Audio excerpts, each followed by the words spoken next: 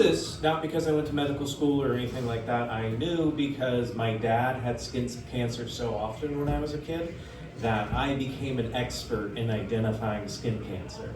Basically what would happen is he was completely convinced that he was going to give us cancer because he smoked habitually. And so what he would do is he would go to the bathroom, his bathroom, and he would smoke his Marlboro Lights in there. And I would come in because this would be the only time that he would have his shirt off around our house. And so I would take a marker and circle all of the weird patches of his skin and be like, all right, that's probably skin cancer. And it would just smell like Marlboro Lights and Metamucil.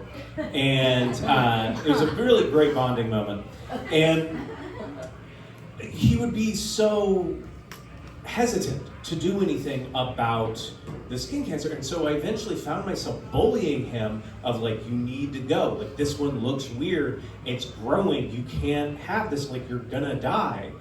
And eventually he would go to the dermatologist and he would get some stuff cut off and he would have these stitches and he would have to be restricted in movements and stuff like that. And eventually he had one on his ear that grew kind of like a horn of somebody that's been cursed, and such that he had to get part of his ear cut off.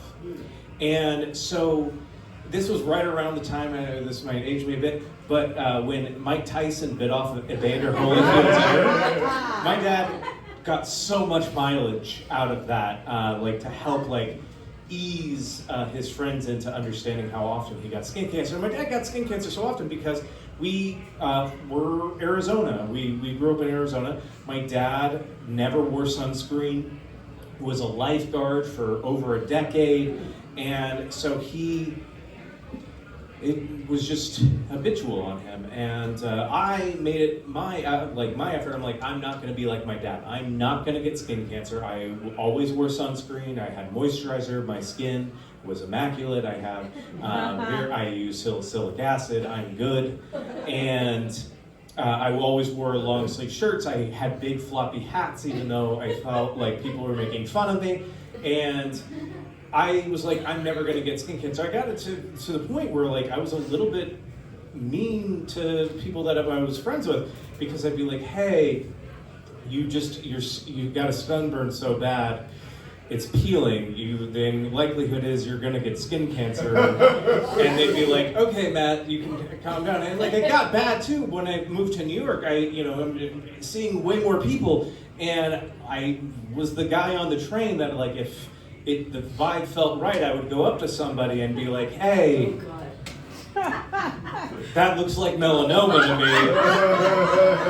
You should go to a dermatologist. And they'd be like, why are you talking to me? And I'd be like, well, my dad had a bunch of skin cancer, and I'm from Arizona. And they're like, leave, sir.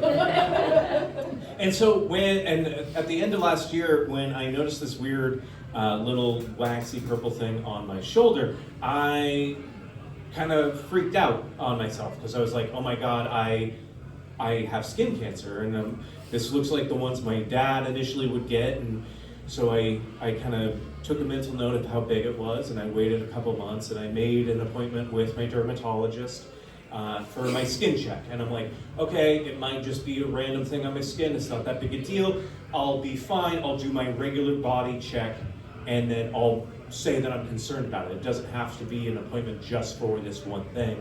And so in the anticipation of it coming up, I'm like, oh, maybe it's just a blocked pore. And so I scratch at it and it doesn't go away. And I'm like, okay, I just made it worse, because now it's red, and it's not exactly what I was experiencing. And so I go into the dermatologist, and it's always an uncomfortable experience, because I have to get in my boxer shorts or briefs. I'm not sure exactly what I wear, I guess. And I'm wearing this paper gown, and they start checking my whole body. And I realize as I did it, I'm like, oh, I didn't shower this morning or last night. Maybe I smell, and I'm like, no, I'll probably be fine.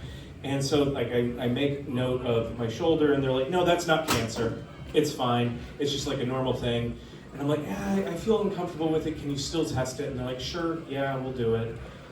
And then they're like, okay, well, like, how long have you had that mole on your foot? I'm like, I don't have a mole on my foot. And they're like, no, this mole on the bottom of your foot. And I'm like, pretty sure that's not a mole. That wasn't there yesterday. I know what it is. It's probably peanut butter, because I drop peanut butter on the floor for my dog to when I eat my oatmeal. And they're like, yeah, we'll get an alcohol wipe and we'll wipe that up for you. And I'm like, yeah, it's not a mole. I'm like, okay. So they cut my shoulder, they biopsy it, and next week they call me and they're like, you have like a really good eye. This is cancer. Oh, yeah. And I'm like, well, thank you. What do we do from here? And they're like, well, we gotta like schedule to come in, and I had already had like a time, and I'm like, okay, yeah, I already have like my birthday is coming up. I can just come in on my birthday and we'll do it. And they're like, okay, yeah, whatever. And then I go to work, and that day at work, 2 people that I work with message me and they're like, hey, I need to take leave, I have cancer. And I'm like, okay, cool. So call my dermatologist, and I'm like, hey, the universe just told me that I need to move my appointment up.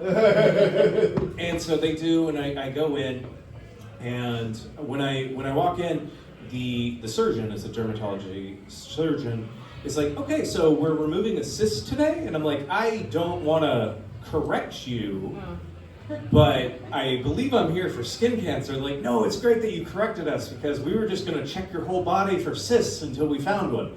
And I'm like, who did I hire?